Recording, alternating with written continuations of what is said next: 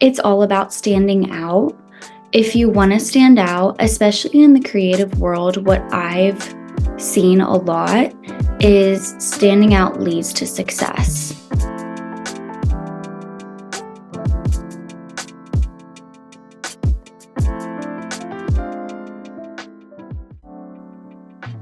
Hi, everyone, and welcome back to the Unscripted Podcast. Today, I have an amazing guest with me, Mary Grace. And today, we are going to be talking on the theme of just staying true to yourself in a community that often pushes or trends or conformity. And we'll be talking about her journey in fashion and her creative process. So, just to start, Mary Grace, thank you so much for joining us today. Thank you for having me. This is so fun. Of course. And we just want to start off by getting to know you a little bit. So can you tell us a little bit about yourself? Yes, of course. My name's Mary Grace, obviously. I'm a sophomore at SCAD, and I graduated Swickley Academy in 2023, and I am now studying fashion design in Savannah, Georgia.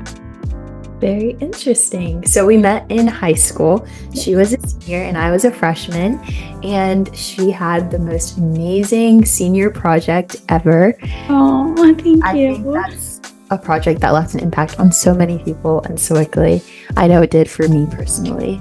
So, but just talking a little bit about your fashion journey and use of it as a form of self-expression. When did you first realize that you had a passion for fashion design? I think I've kind of always had that passion. My mom always tells me stories of when I was little, like before I went to school, I would change my outfit like 9 times a day and just come down and like do a little spin for her. Back to school shopping was like a holiday growing up, and we have this long hallway in my house. And I would make everyone in my family like sit down while I like strutted down the hallway and showed them my new clothes. My grandma was always super supportive about it. She loved having a granddaughter that loved to shop, loved fashion, magazines, watching red carpets, all of that. So I feel like it was kind of immersed in my young life. And so I kind of grew up with it, building that passion and that love for as long as I can remember. Wow, that's really impactful, and that's really sweet too. How would you describe your style and what inspires you the most? That's a great question. I've been thinking a lot about this. My style, it's kind of hard to put into one word. I love animal prints, fur, sequins, denim, and lots of colors. I like to have fun with what I wear, and I'm honestly just inspired that by anyone who looks confident in what they're in. I think as soon as you look confident in what you're wearing, especially if it's like avant-garde or a little bit out there, if you're rocking it, like no one's even gonna notice like how crazy it is or anything, because you feel comfortable and you look great. So that's definitely true. And it seems like fashion has always played a large role in your life. So I'd like to ask, how do you use fashion to express your individuality? I think honestly, it's the easiest expression of self. It's the first thing somebody will notice about you. So I think that's like silly not to take advantage of. Like dressing for job interviews, dates, important meetings, stuff like that. It's so important, and it has like the opportunity to make or break somebody's impression of you. So I just think like using it as an expression of self is so easy and so simple, and it's like silly not to almost. Yeah, I like that. I like that a lot. And that kind of brings us back to our theme of individuality and how your good use of fashion as self-expression. I kind of want to turn it into, have you ever felt like the pressure to conform to certain fashion trends? Or Right.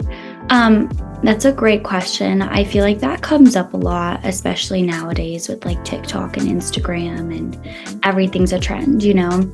yeah. And I think if I like a trend, I won't hesitate to jump on it. I think it's super fun to experiment with different styles. I don't, however, like the notion of, oh, what you're wearing is a micro trend, or that's out of trend now. That's not trending anymore. I think if you like something and you're into it, like, and people are rocking it, I think absolutely give them that. But once it's not trending, I don't think it's something that we should take away. And going back to your original point, like if I really like something, I'm not going to be like, oh, it's basic right now. It's basic right now. Like, Yeah. I don't know. I love the expression. I love trying new things. And so if I'm into it, I'll experiment a little bit.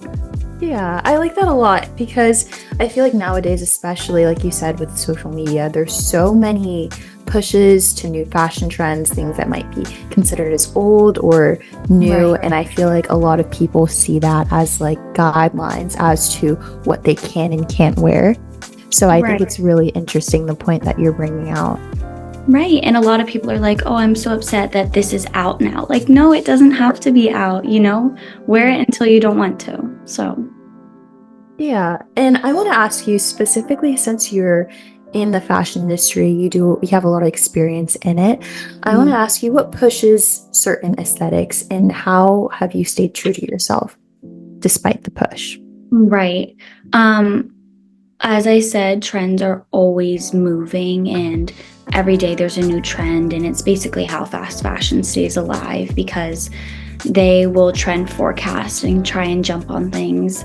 But basically, like if I don't like a trend, I'm not going to participate in it, no matter how big it is. Like if I do like it, it's something that I'll invest in. But like I said, I'm going to keep wearing it even when said trend is over.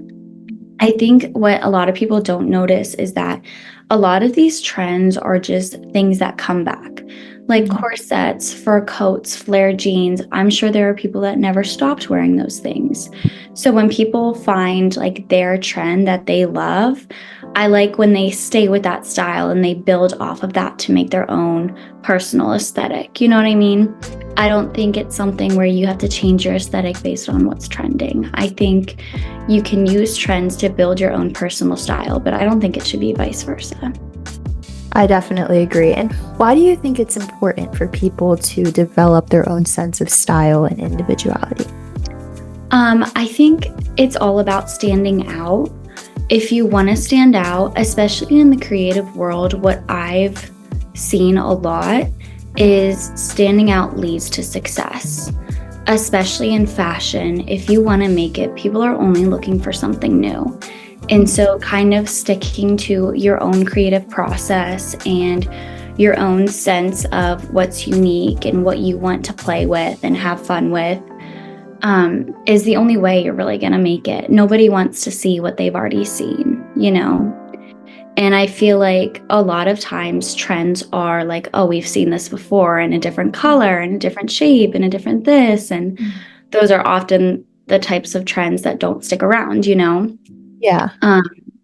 But definitely individuality is the only key to success because it's the only thing that sets you apart. Okay. I like that a lot. So individuality is extremely important for success. I like that. Absolutely. So I kind of want to switch gears a little bit and talk about your journey personally at Savannah College of Art and Design. And I want to ask you, what's your favorite project that you've done so far? Oh, that's a tough one. SCAD itself is only project-based. I've never taken a test here, so it's all project. But I think my favorite was in my Intro to Fashion Design class. I took it this past summer, and our first class, we kind of had to research a different time period that we wanted to like kind of zoom into their fashion styles and what was trending at that time. So I took it way back and I went to like the early Italian Renaissance, and I was really attracted to the menswear because it had all of these like fun elements like puffy sleeves and capes and these beautiful coats. And so for that first project, I kind of designed like a mini line that took these elements of menswear and turned it into a women's wear line that took these puffy sleeves and these capes. And then for my final project, I brainstormed modern male elements that we see a lot. like collars and blazers and, like those shoulder pads. And I made a gown, and it had a collar and like a suit blazer kind of element at the bottom, as if the dress was like emerging out of it. That would say is my favorite project, just because I do study women's wear. So it was super fun to kind of play with like gender norms in clothes and see how far I could push those boundaries. And it was really fun. That sounds really cool, especially that the entire thing is like project based. So you kind of get to show your creativity in different ways and in different projects, which I think is really cool. And since you've been at SCAD, how do you think you've grown as a designer? I think, as you were saying, it's really important to stay true to myself and my creative side. Like I said, that's the only way to succeed. First arriving at SCAD, as I'm sure is true for all different art schools, you kind of realize that your dreams aren't as rare as you thought they were. Yeah. So obviously, coming from Swickley Academy, I was the only person that was going to an art school in the first place, let alone studying fashion design. And it was kind of, it was kind of a brave option for me to pick, because it's scary, and then when you get here, you realize that there were so many girls just like me who came from schools like I came from and want to do the same things that I do. So that's kind of where that competitive aspect of the creative field comes in, because everyone wants to be the best, and it's all opinionated, there's no test, it's a project, you know what I mean? And so it comes down to who's working the hardest and who is thinking outside of the box and who is designing something that no one's ever seen before. So I think all of those things have really pushed me as a designer, because the more I step out of my comfort zone, the more I succeed, which has been like a kind of a strange process because it's so uncomfortable, but reaping the benefits is worth it. So, yeah. So I think you kind of touched on this, but what are some differences from doing like your own personal projects here in Pittsburgh before going to Savannah College? What are some differences you might have seen in the way you think when you approach projects, or maybe your future projects that you are thinking of completing? Right. That's a great question. I think, honestly, I'm super grateful to my professors and all of the staff at SCAD, because they want you to take it to that next level. They want you to step out of the box, and you work very closely with your professors when you are building this, whatever project it is. You're never going to be alone in it. And so basically, if they give you a prompt, it's loose, you can have fun with it. In the class that I made the dress for, I was the only person in that class that even made a dress, even sewed something. Like, there was another guy who just made a hood, and so there's a lot of freedom, and that's what I love about it, because with my passion projects that I did in high school, like making the dress out of masks, making the dress out of plastic bags, there was no one that I was answering to. There was no rubric that I had to follow. And I wouldn't say it's too different as long as you get an idea approved. Professors are willing to work with you, which I really appreciate, because creativity is so fragile, and so nobody wants to shut that down. And I think the process is very intimate. And so keeping that almost like sacred and letting people interpret things in the way that they want to is huge. That's great. And that's really nice. And so what's your favorite experience that you've been able to do with SCAD, or that SCAD's allowed you to do? Oh, there's so many. Just this past year, Daniel Roseberry came to speak to us, and he's the creative director at Schiaparelli right now. And it's kind of just the same thing. It's basically like they sit on a stage and students sign up and they get to watch this interview and ask questions.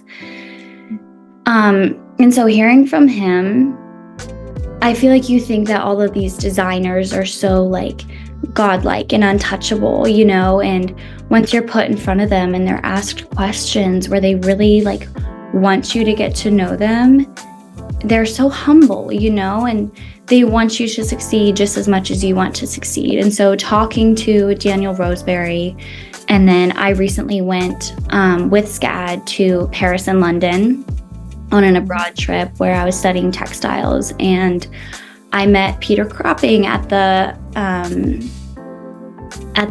Levant Atelier, and it was just amazing. And you know, you meet this designer who's all over Vogue and just this big name, and he's standing there talking to you in like a ripped sweater from like H&M 10 years ago, you know? And so it's like kind of SCAD puts you into these situations where you get to see that the real world is this, like the real world of fashion is the same world that you're living in, you know? And you don't have to be this like dressed crazy, and like as long as you're kind, you know, you'll make it. And just situations like that where you get to meet like the most humble people in the field where you think is super cutthroat. And don't get me wrong, it is super cutthroat. But just like, I don't know, it's so like they're so down to earth. And so I think that's the biggest gift that SCAD's given me, just like putting me in situations where like these are your idols, you know, and they want to talk to you, they want to teach you. So yeah, that's really nice. You have the opportunity to talk to people that you look up to, which is such an amazing opportunity. And I want to ask you, kind of concluding this topic about your journey at SCAD, where do you see yourself after SCAD? Oh, that's a great question. So I'm in the grad path program right now, which means I am getting my bachelor's and my master's in 4 to 5 years, however I want to push it. So I will stay, I think, just 1 extra year in Savannah. I'm getting my master's in luxury brand management. And then after that, any big city that'll take me, and that wants me, you know? Yeah. That sounds really fun. And it's so nice because you seem so passionate about fashion. And I feel like a lot of people, they get scared, especially if they're not exactly sure what they want to do, whether that's in art and design. But the fact that you're so passionate and you let that drive you to get to where you are now is so amazing. And I think that's really inspiring. Thank you. Of course. Yeah, it's tough. Being in a creative field is tough because it's those long hours, but it's like people always say, if you love what you do, you never work a day in your life. So I feel like as long as passion drives anything, then you're just going to be happy forever. So that's just the mindset that I'm going with. It may be delusion, but it may get me far. So that's okay. So I want to ask you, do you have any advice for anybody that might be looking to pursue fashion design or something within the field of the arts? Right. I would say don't be scared. I think showing your artwork is so vulnerable. It's just a scary experience, you know? It's like whenever you sing in front of a crowd, it's like the same thing. It's that stage fright. So I would say just be proud of the work that you have, because I mean, even once you get to school, like every project we have, it has a critique, and there are people that are going to tear your work to pieces, but just don't be scared, you know, don't let it stop you. I think if you put your heart and soul behind something that you produce, no one can critique that. No one can take that away from you, because it's your hardest work and you put yourself into it. And have there been moments where you've almost felt a little scared or felt like you've wanted to give up? And if so, how have you pushed through that? Yeah, it's hard. I am technically a junior right now because I'm ahead in my coursework, but I'm a second year student. And so even being with like my classes are with older kids, and that's scary. I'm with the big kids, you know, like, and so moments like that. But you just have to remember, I'm here for a reason. I worked hard to be here. There have been a few moments just because of what I said, like you do put your heart and soul into things. And so when someone doesn't like it, it's different than getting a bad grade on a test, because you feel like it's a reflection of your character. You feel like it's a reflection of who you are. But in that, sometimes you have to separate yourself from your work. Yeah. Because I've had projects that I've never gone to sleep. You know, like I'm up in the studio, I'm there until 4 a.m. and I'm looking at it, I'm like, I hate this, you know? But at the end of the day, like maybe that's what I needed to accomplish. Maybe I don't have to like it. Maybe I just, you know?